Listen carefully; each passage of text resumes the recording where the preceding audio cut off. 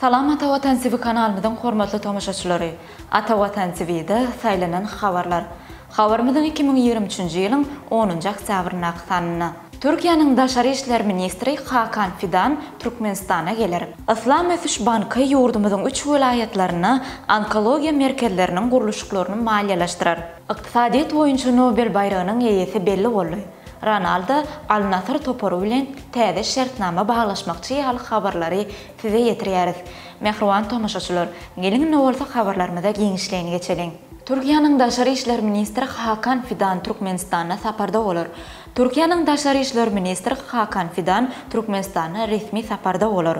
Saparyň barşyna iki taraplaryň gatnaşyklar we sebit hyzmatdaşlygyna degişli meseleler ara alınıp maslahatlaşylar. Türkiýanyň Daşary siýasat edarasynyň ýollaşysynyň 10-11 oktýabrda Türkmenistana saparda boljakdygy bellenildi. Türkmenistanyň ministrler kabinetiniň başlygynyň ornunasary, Daşary işler ministri Raşid Meredowyň çakylygy boýunça 10-11 oktýabrda Türkmenistana resmi saparda bolar. Saparynyň barşyna dogonluk ýurt bolan Türkmenistan bilen iki taraplaryň gatnaşyklar bilen bir hatarda sebit we halkara gün tertibiniň meseleleri ara alyp maslahatlaşylar diýilip, Türkiýanyň Daşary siýasat edarasynyň metod beýanatyna belenip geçilýär.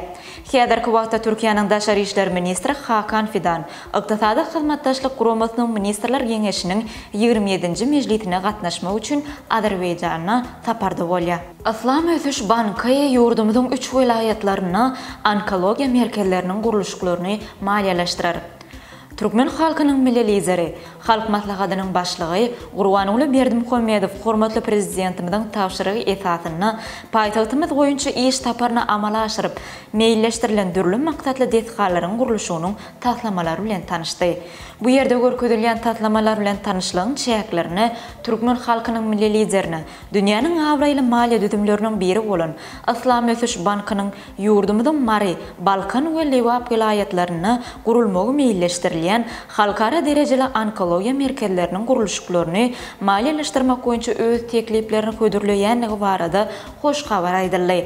Munyň özü Türkmenistanyň dünýä derejesindäki belent awraýyna jogapkärlik hyzmatdaş hökmüne ikrar edilýänligini, kuwatly ykdysady mümkinçiligine eýe bolan döwletdigini aýdyň şahyatlyk etdi.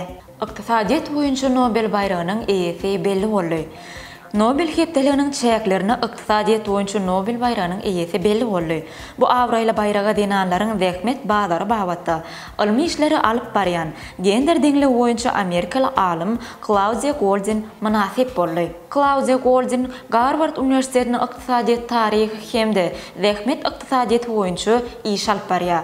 Ol şol wagtda Amerikanyň Birleşen Ştatlarynyň milli ykdysady feljermeler edarasynyň ykdysadyýet boýunça iş topurynyň ýollaşylarynyň biridir.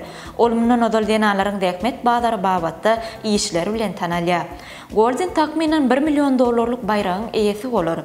Claudia Goldin Alfred Nobel'in ykdysadyýet uğru boýunça bayragyna munasip bolan 3-nji denan alamdyr. Nobel bayragyna munasip bolanlara bayraklar 10-njy dekabrda Stockholm şäherine goşurulýar. Ronaldo Al-Nassr toporu bilen täze şertnama baglaşmakçy.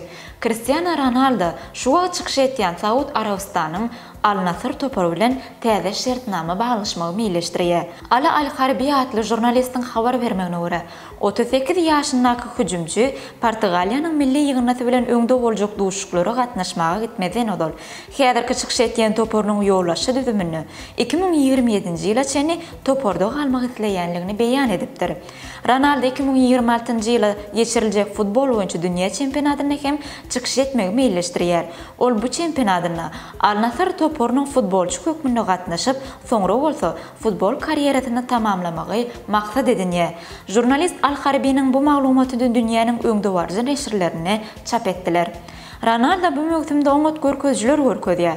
Ol toporunyň düzümini Saud Arabistanyň çempionatyna 8 duşukda 10 gol geçirdi. Ronaldo'nyň Al-Nassr toporu bilen şertnamasynyň möhleti 2025-nji ýylyň 30-njy iýunyny tamamlanýar. Ol Saud toporunyň düzümini 2022-nji ýylyň dekabryna goşulypdy.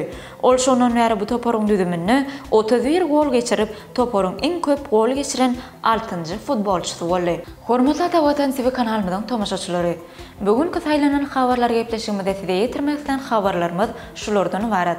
Hormatly tomaşaçylarymyz, Atawatan TV-den uzaklaşmaň, çünki ýurdumyzdaky we dünýädäki täzelikleri ilkinji bolup biz size ýetirerdik.